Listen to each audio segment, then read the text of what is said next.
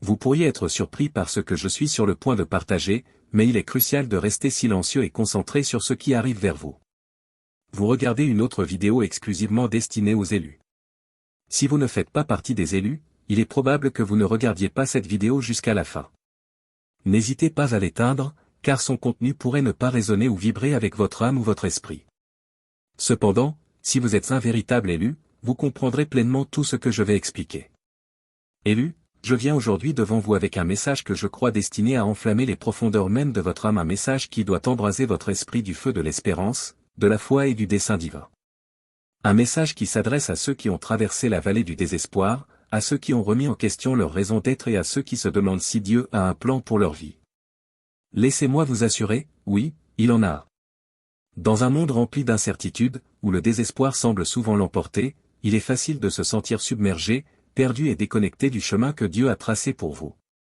Mais aujourd'hui, je suis ici pour vous rappeler que, peu importe ce que vous traversez, peu importe combien la nuit vous semble sombre, il existe un plan divin que Dieu a pour votre vie. Et ce plan n'est pas seulement de vous donner un avenir, mais de vous donner l'espérance, de vous élever de la fosse du désespoir aux hauteurs du dessein divin. Nous avons tous été là, n'est-ce pas? Dans ce lieu de profond désespoir, où l'obscurité paraît étouffante et la lumière de l'espérance lointaine. C'est dans ces moments que nous remettons tout en question, notre foi, notre but et même la bonté même de Dieu. David, un homme selon le cœur de Dieu, connaissait bien ce sentiment. Dans le psaume 22 versets 1 à 2, il s'est écrié. Mon Dieu, pourquoi m'as-tu abandonné? Pourquoi es-tu si loin de me sauver, si loin de mes cris de détresse? Mon Dieu, je crie le jour, et tu ne réponds pas, la nuit, et je n'ai point de repos.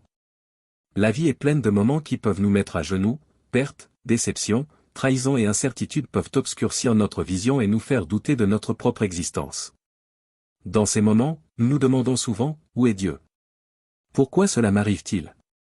Il est naturel de ressentir cela. Mais voici une vérité profonde, le désespoir n'est pas la fin de votre histoire. Les paroles de David résonnent en nous, car le désespoir est une expérience universelle. Que ce soit la perte d'un être cher, la rupture d'une relation, la ruine financière ou un sentiment profond d'indignité, le désespoir peut nous saisir et nous faire sentir isolés et abandonnés. Mais voici la vérité, élu, Dieu ne vous a pas abandonné. Il est avec vous au cœur de votre douleur, et il a un plan bien plus grand que tout ce que vous pourriez imaginer. Bienvenue dans les secrets du paradis. Si vous n'êtes pas déjà abonné, abonnez-vous, aimez la vidéo et activez les notifications pour rester à jour avec la parole de Dieu. Il est difficile de voir un but à notre souffrance lorsque nous sommes plongés dedans. Mais la Bible regorge d'histoires d'hommes et de femmes qui ont connu une grande douleur, pour en ressortir ensuite avec une compréhension plus profonde du plan de Dieu. Joseph en est un exemple frappant. Vendu comme esclave par ses propres frères, faussement accusé et emprisonné, Joseph avait toutes les raisons d'abandonner. Pourtant, il est resté fidèle et a fait confiance au plan de Dieu. Dans Genèse 50 verset 20, après avoir retrouvé ses frères, Joseph leur dit. Vous aviez projeté de me faire du mal, Dieu l'a transformé en bien, pour accomplir ce qui arrive aujourd'hui, sauver la vie à un peuple nombreux. Quelle incroyable démonstration de la souveraineté de Dieu. Les mêmes choses qui devaient détruire Joseph ont été utilisées par Dieu pour accomplir son dessein divin. Élu, il en est de même pour vous. Les épreuves et tribulations que vous traversez ne sont pas sans but. Dieu agit dans votre vie même lorsque vous ne le voyez pas. Romains 8 verset 28 nous rappelle. Nous savons, du reste, que toute chose concourt au bien de ceux qui aiment Dieu, de ceux qui sont appelés selon son dessein. Votre douleur n'est pas vaine. Elle fait partie du plan de Dieu pour vous façonner, vous affiner et, en fin de compte, vous conduire vers de plus grandes bénédictions et un dessein plus élevé. L'un des aspects les plus difficiles de la marche chrétienne est de soumettre notre volonté à celle de Dieu. Souvent, nous avons nos propres idées sur la façon dont notre vie devrait se dérouler. Quand les choses ne se passent pas comme prévu, nous avons du mal à croire que Dieu sait ce qu'il fait. Mais c'est la clé pour passer du désespoir à l'espérance, la reddition. Jésus lui-même a montré cet abandon dans le jardin de Gethsémane. Face à la croix, il pria. Mon Père, s'il est possible, que cette coupe s'éloigne de moi. Toutefois, non pas ce que je veux, mais ce que tu veux. Matthieu 26 verset 39. Jésus comprenait le poids de ce qu'il attendait, mais il a choisi de faire confiance au plan du Père, sachant qu'il mènerait au salut de l'humanité. Élu, il y a une paix qui vient avec l'abandon. Lorsque vous relâchez votre besoin de tout contrôler et que vous placez votre confiance entre les mains capables de Dieu, vous vous ouvrez à sa paix et à son espérance. Ésaïe 26 verset 3 promet. À celui qui est ferme dans ses sentiments, tu assures la paix, parce qu'il se confie en toi. L'espérance est une force puissante, l'ancre qui nous maintient dans les tempêtes, la lumière qui nous guide dans l'obscurité. Mais notre espérance doit être enracinée dans quelque chose de plus grand que nous-mêmes, dans les promesses de Dieu. Hébreux 6 verset 19 dit. Cette espérance, nous la possédons comme une encre de l'âme, sûre et solide, elle pénètre au-delà du voile. Quelles sont ces promesses? La Bible en est remplie.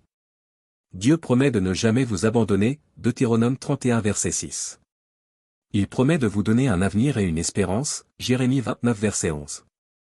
Rien ne pourra vous séparer de son amour, Romains 8 verset 38 à 39. Et il travaille toutes choses pour votre bien, Romains 8 verset 28. Lorsque vous ancrez votre âme dans ses promesses, vous trouvez la force d'endurer même les circonstances les plus difficiles. Vous commencez à voir vos épreuves non pas comme la fin du chemin, mais comme une partie du voyage vers quelque chose de plus grand. Vous comprenez que Dieu n'en a pas fini avec vous, qu'il vous conduit du désespoir à l'espérance, de la brisure à la plénitude, du chagrin à la joie. Le voyage du désespoir à l'espérance est un processus, pas un événement. Il ne se produit pas du jour au lendemain. C'est un choix quotidien de faire confiance à Dieu, de se soumettre à sa volonté et de s'accrocher à ses promesses. Et comme tout voyage, il aura ses hauts et ses bas, ses moments de doute et de peur. Mais prenez courage, élus, car Dieu est avec vous à chaque étape. L'apôtre Paul comprenait bien ce voyage. Dans 2 Corinthiens 4 versets 8 à 9, il écrit. Nous sommes pressés de toute manière, mais non réduits à l'extrémité, dans la détresse, mais non dans le désespoir, persécutés, mais non abandonnés, abattus, mais non perdus. La vie de Paul fut marquée par la souffrance, mais il ne perdit jamais l'espérance, car il savait que son espérance n'était pas dans ses circonstances, mais dans le Dieu qui l'avait appelé. Enfin, la foi est le fondement sur lequel notre espérance est bâtie. Hébreux 11 verset 1 nous dit. Or la foi est une ferme assurance des choses qu'on espère, une démonstration de celles qu'on ne voit pas. C'est par la foi que nous pouvons faire confiance au plan de Dieu, même lorsque nous ne voyons pas le chemin devant nous. La foi nous permet d'avancer, pas à pas, même au milieu de l'incertitude et de la peur. Abraham, appelé par Dieu à quitter sa patrie pour un lieu qu'il n'avait jamais vu, n'avait pas toutes les réponses. Il ne savait pas ce qu'il attendait, mais il avait foi en celui qui l'appelait, et cette foi lui fut imputée à justice, Genèse 15 verset 6. Élus, comme Abraham, vous n'avez peut-être pas toutes les réponses, mais vous avez un Dieu qui connaît la fin depuis le commencement. Votre foi en lui vous guidera à travers les tempêtes de la vie et vous conduira vers un lieu d'espérance et d'accomplissement. Le voyage sera facile, mais cela signifie que vous avez l'assurance que Dieu est avec vous à chaque étape. Dans Lamentation 3 versets 22 à 23, nous sommes rappelés à la fidélité de Dieu. Les bontés de l'Éternel ne sont pas épuisées, ses compassions ne sont pas à leur terme, elles se renouvellent chaque matin. Oh! Que ta fidélité est grande! Chaque jour est une nouvelle occasion de marcher dans l'espérance, de faire confiance à la fidélité de Dieu et d'embrasser les nouveaux commencements qu'il a en réserve pour vous. Élus, aujourd'hui je vous encourage à accepter le plan de Dieu pour votre vie, même lorsqu'il vous conduit à travers les vallées du désespoir. Faites confiance qu'il est avec vous, qu'il travaille toutes choses ensemble pour votre bien, et qu'il a un but pour votre douleur. Abandonnez-lui votre volonté, ancrez votre âme dans ses promesses et regardez-le transformer votre désespoir en espérance. Vous n'êtes pas défini par vos circonstances, vous êtes défini par le Dieu qui vous aime et vous a appelé selon son dessein. Votre histoire n'est pas terminée, elle ne fait que commencer. Alors, relevez-vous, élus, et marchez dans l'espérance qui vient du fait de savoir que Dieu est au contrôle et que son plan pour votre vie est bien plus grand que tout ce que vous pourriez imaginer. Le voyage du désespoir à l'espérance n'est pas facile, mais il vaut la peine d'être entrepris, car à la fin, vous découvrirez que l'espérance que vous avez en Christ est inébranlable, incassable et irrésistible. C'est une espérance qui vous portera à travers les nuits les plus sombres jusqu'à l'aube d'un nouveau jour. Acceptez le plan de Dieu, élus, et faites confiance qu'il vous conduit vers un avenir rempli d'espérance, de buts et de destinée divine. Vos meilleurs jours sont devant vous, car vous servez un Dieu capable de faire infiniment au-delà de tout ce que vous demandez ou pensez, Éphésiens 3 verset 20. Tenez fermement cette espérance et laissez-la embraser votre cœur avec la vérité de l'amour de Dieu et de son plan parfait pour votre vie. Élus, avancez avec confiance, sachant que Dieu est avec vous, guidant vos pas et vous conduisant vers un avenir rempli d'espérance, de joie et de dessein divin. Que sa parole habite richement dans vos cœurs et que son amour déborde dans vos vies, touchant chaque personne que vous rencontrez. Prions ensemble cette prière comme une seule famille. Père Céleste, nous venons devant toi aujourd'hui avec des cœurs humbles, pleinement conscients de ta puissance, de ta grâce et de ton amour infini pour nous. Seigneur, tu es l'alpha et l'oméga, le commencement et la fin, celui qui tient nos vies dans la paume de sa main. Nous reconnaissons que tu es l'auteur de nos histoires, celui qui a écrit chaque chapitre de nos vies, et nous nous abandonnons pleinement à ton plan divin. Père, je te présente toutes les personnes qui entendent ce message en ce moment. Pour ceux qui sont au milieu du désespoir, accablés par les défis et les peines de la vie, je prie pour que tu les enveloppes dans tes bras d'amour.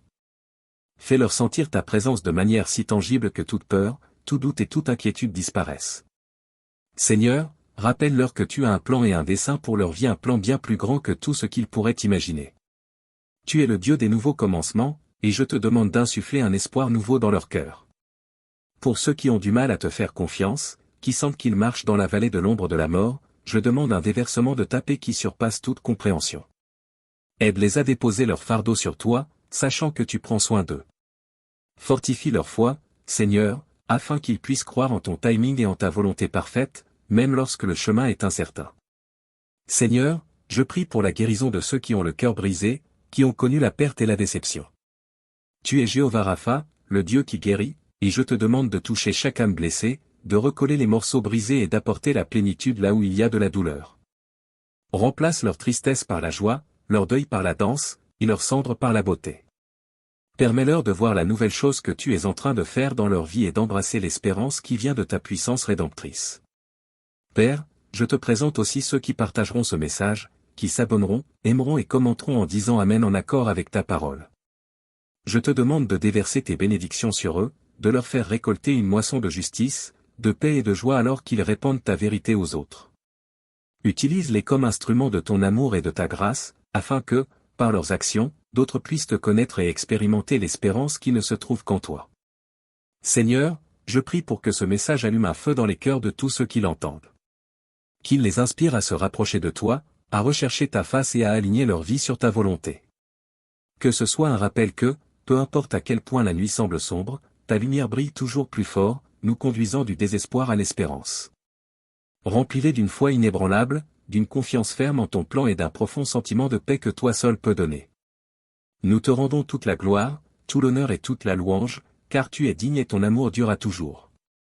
Nous te remercions, Seigneur, pour les nouveaux commencements que tu as en réserve pour chacun de nous, et nous nous engageons à marcher dans la foi, à faire confiance à ton plan et à répandre l'espérance que nous avons trouvée en toi.